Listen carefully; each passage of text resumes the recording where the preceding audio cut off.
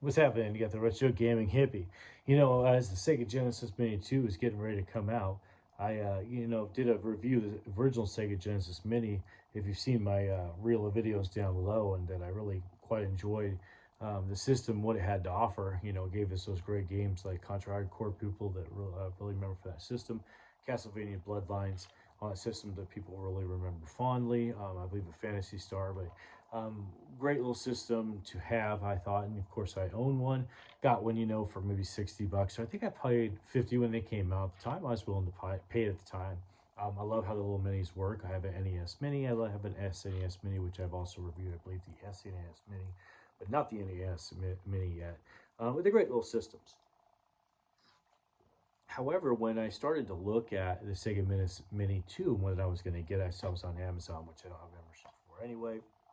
Looked at the price point and whatnot. And I looked back and said, I have a game I talked about that I'm going to show you today called the Sega Genesis Collection already on the PlayStation 2.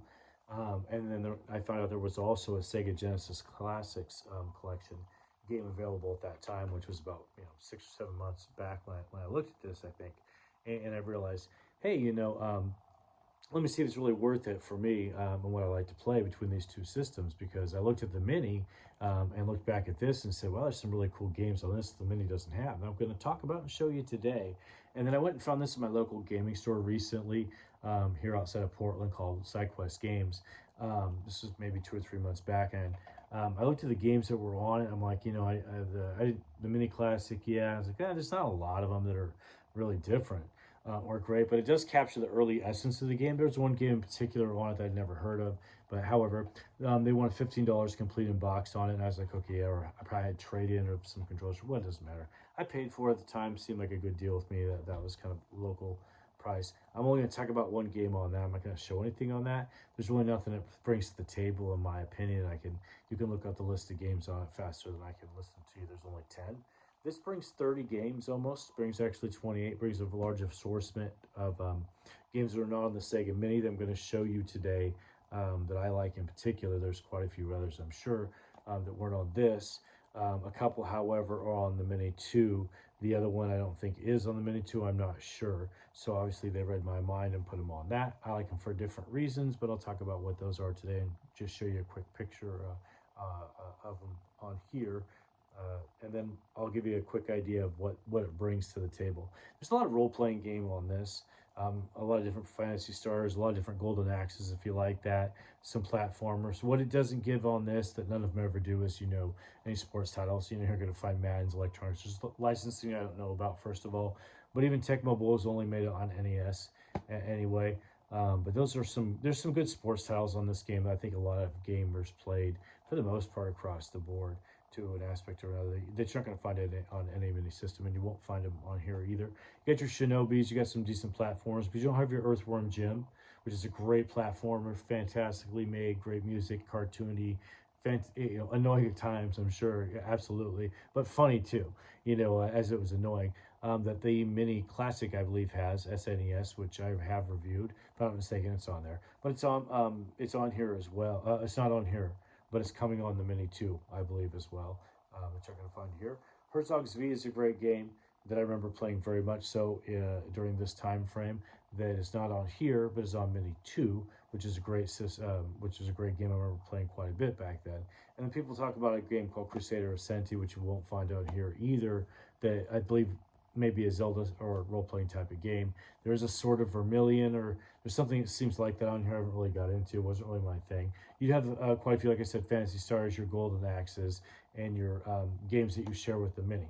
But let's show you 3 games, 2 of which are on the Sega Mini 2, and one that I'm not sure if it isn't, but definitely isn't on the Sega Mini, but you can get this, which hopefully is only about maybe $20, $25 tops, I would like to think.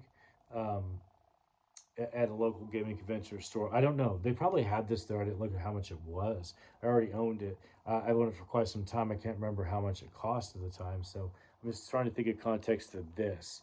This would be a serious collector only to me. And we're talking in aspects of some people that like me, that don't emulate or anything beyond of hard copy here. I don't know release runs or anything like this. This doesn't bring anything great to the table, in my opinion, of gameplay that you can't get here, and but not for $10 more. I mean, there's probably a lot of these, and it didn't sell very well because there wasn't another collection after this or whatever. But anyway, I'll show you a few games I really enjoyed here. Let me cut the light. Skeletor, you ready? We're going to start off with Bonanza Brothers. You ready, Macho Man? You didn't sound ready, buddy. Macho Man is my cat.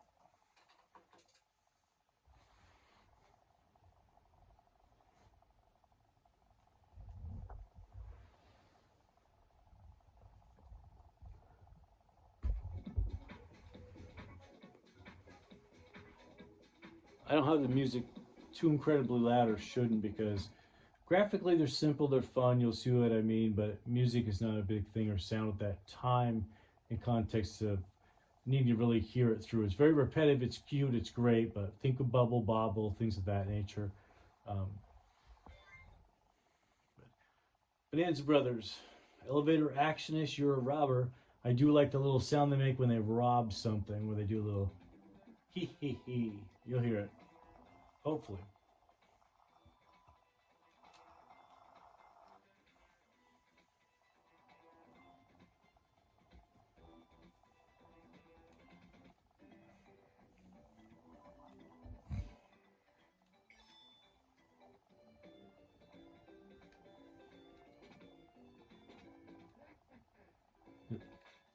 You stun the cops. You can jump. You can slam them with the door too, like that if they're behind it. You jump up and grab the loot by moving horizontal and vertically to dodge such obstacles or weight. Some cops have armor. Obviously, you have to hit on the other side to stun them. You do have a timer, and you must collect a bunch of loot to get through to the next level. Bonanza Brothers. I discovered this with the cartridge and box, no instructions, a while back, and then realized I had it on this, and traded it away, and or sold it at a moderate price at the time, maybe $20. I can't remember. But if I was a complete in box collector on Genesis, I would definitely own this game or try to pick it up. It's a fun, great little game. I haven't played it a ton. I'm sure it gets a lot better. I can't see it getting too repetitive. I could see it ending maybe, but I bet it's very challenging to get there. Bonanza Brothers. That is on the Sega Mini 2, not Sega Mini, so they read my mind on this game. The next game I'm not sure about, and it should be flicky. A Mario Brother-esque style game. I'm sure more important people than me have talked about this game. You're a little bird collecting chicks, dodging cats, collecting items to shoot at the cats if need be, or just collecting the birds and outsmarting the cats to get them to cages and advancing to the next level. The surface is kind of slippery or fly, but it controls really well. It's cute, sounds great, it's flicky.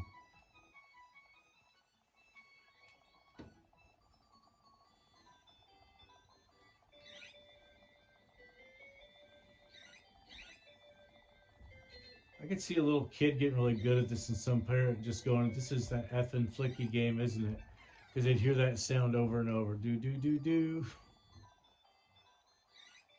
It's a cute game. 5-10 minutes is about all I might play, or depending how far I got along and how complex and interesting it got.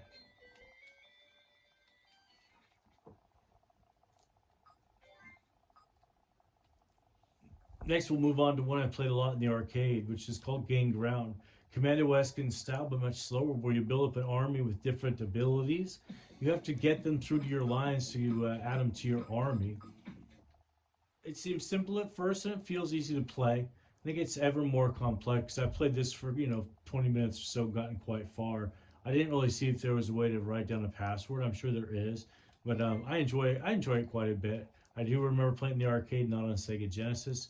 It could have been a Sega arcade game. I'm sure it was on some version of Genesis. I just didn't know.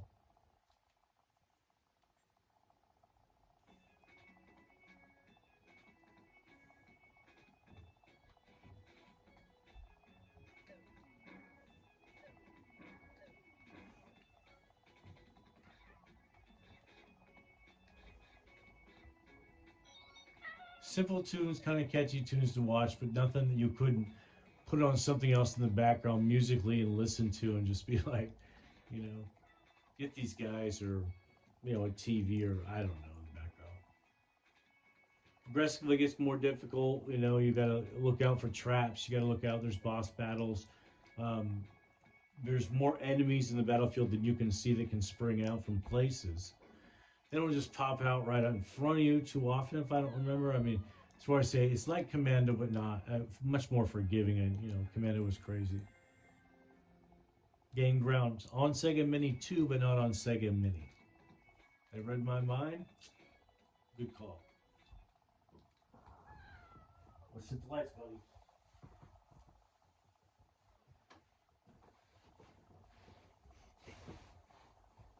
So those are two cheaper alternatives than you know a Sega Mini 2 Classic for both somebody that wants to be you know another um, player of Sega Classic games instead of you know forking over that or emulating or anything of that nature, or if you want to be a PlayStation kind of person on the cheap and enjoy some Sega. This is definitely a great one to add to any collection right now if it's for a fair price. Like I said, it should be around $20. So remember, I'm Retro Gaming Hippie.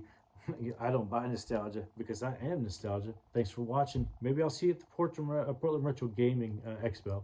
I'll be volunteering around the auditoriums, I think from 2, I can't remember what time frames on Saturday or Sunday. So come out to that. It's my first time ever being out there. I heard it's a great event. I'm sure it will be. It's just great to go out and see the different games and items out there. And maybe I'll find something I want to add to my collection. I'll do a short video about that. If anybody from the local area lets me know they see this or wants to see what I picked up there, or wants to hear my opinion of it, that sees me from somewhere else.